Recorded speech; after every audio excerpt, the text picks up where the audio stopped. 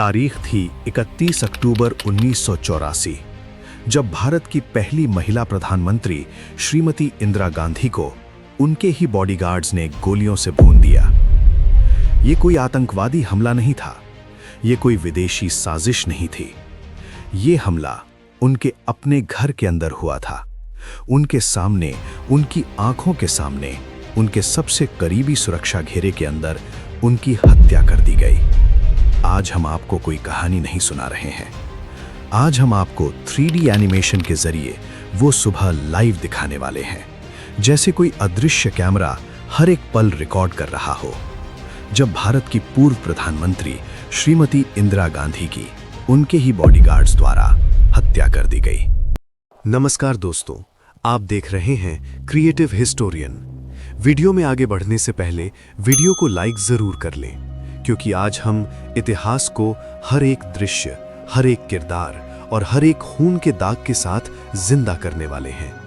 Channel को भी जरूर सब्सक्राइब करें ताकि हमारे देश की कहानियां ज्यादा से ज्यादा लोगों तक पहुंचें। वीडियो को अंत तक जरूर देखिए, क्योंकि आज की कहानी सिर्फ इंदिरा गांधी की हत्या की नहीं है। ये कहानी है सत्ता की, अहंकार की, धर्म की और बदले की। दोस्तों, हम इंदिरा गांधी की हत्या लाइव देखने वाले हैं, लेकिन उससे पहले हमें उसके पीछे का कारण समझना होगा।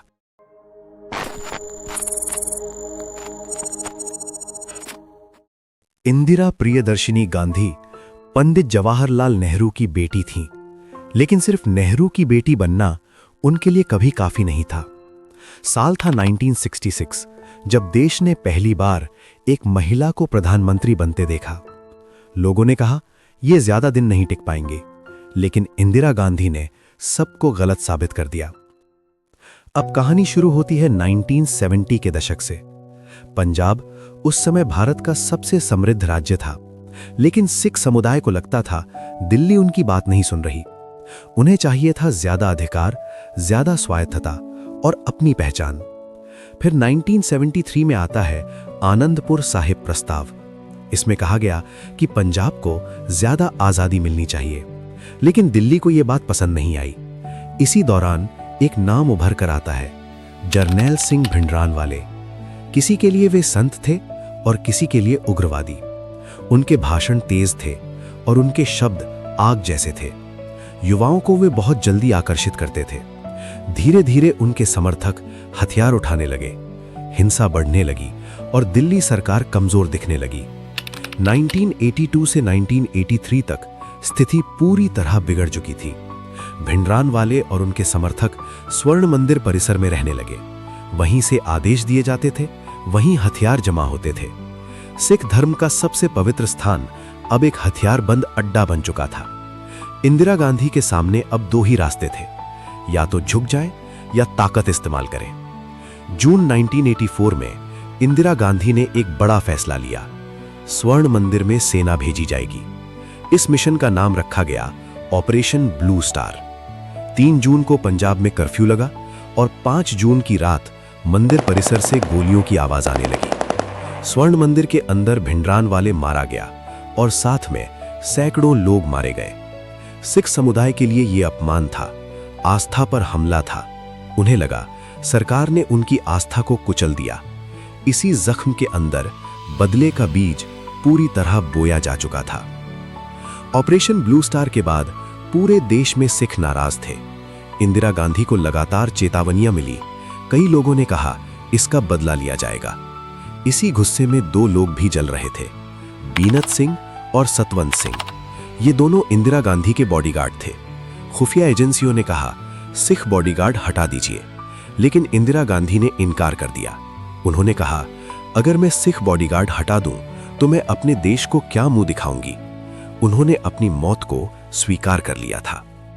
बीनत और सतवंत रोज इंदिरा गांधी के साथ रहते थे। उन्हें उनकी हर आदत पता थी, किस रास्ते से चलेंगी, किस समय निकलेंगी, कहां रुकेंगी। उनके मन में एक ही विचार था, बदला लेना है। उन्होंने तय किया, हम ही मारेंगे, कोई बाहर का आदमी नहीं। अब जरा उस जगह को समझते हैं जहां यह हत्या हुई। तारीख 31 अक्टूबर 1984। समय सुबह के लगभग 8:45। लोकेशन सफदरजंग रोड, नई दिल्ली, प्रधानमंत्री का आधिकारिक आवास। चारों तरफ हरियाली, ऊंची दीवारें, लोहे के गेट और कई लेयर की सुरक्षा। घर के अंदर इंदिरा गांधी तैयार हो रही थीं। आज उन्हें ब्रिटिश अभिनेता पीटर उस्तिनोव को इंटरव्यू देना था। उन्होंने सफेद साड़ी पहनी थी जिस पर काली बॉर्डर थी, लेकिन उन्हें क्या पता था यही उनकी आखिरी साड़ी होगी। सुबह 9:15 पर इंदिरा गांधी अपने कमरे से बाहर निकलीं। उन्होंने कोई बुलेट प्रूफ जैकेट नहीं पहनी थी। घर के बाहर लॉन था। लॉन से एक पतला रास्ता ऑफिस की ओर जाता था। यही रास्ता वे हर दिन इस्तेमाल करती थीं। रास्ते के दोनों ओर सुरक्षा गार्ड खड़े थे। उनमें से 2 नाम आज इतिहास बदलने वाले थे। बीनत सिंह रिवॉल्वर के साथ, सतवंत सिंह स्टेन गन के साथ। समय हो गया था 9:20। इंदिरा गांधी रास्ते के बीच में पहुंच चुकी थीं। वे बीनत सिंह के सामने थीं। दूरी सिर्फ 3 से 4 फीट। वे मुस्कुराईं और आगे बढ़ीं। उसी पल बीनत सिंह ने रिवॉल्वर निकाली। पहली गोली पेट में, दूसरी गोली छाती में। इंदिरा गांधी लड़खड़ाईं।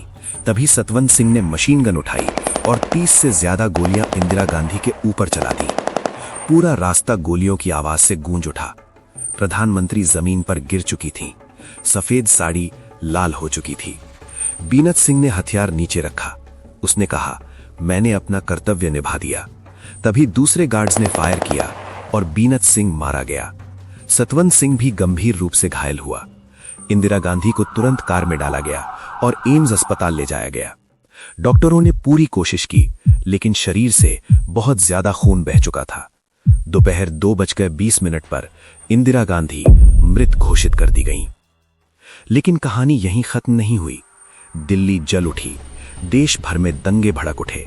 सिखों के घर, दुकानें, कारखाने सब जला दिए गए। 3 दिन तक न सरकार थी न कानून। 3000 से ज्यादा लोग मारे गए।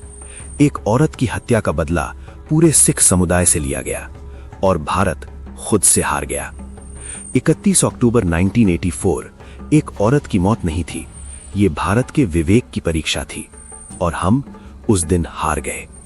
ये घटना हमें सिखाती है, जब सरकार, धर्म और गुस्सा टकराते हैं तो जीत किसी की नहीं होती। कमेंट में बताइए, क्या ये बदला सही था या एक और बड़ी भूल? अगर आपने ये पूरा दृश्य अपने दिमाग में देखा और महसूस किया तो वीडियो को लाइक कीजिए और ऐसे ही लाइव इंसिडेंट्स इंटरेस्टिंग तरीके से देखने के लिए क्रिएटिव हिस्टोरियन को सब्सक्राइब कीजिए। जय हिंद, जय भारत।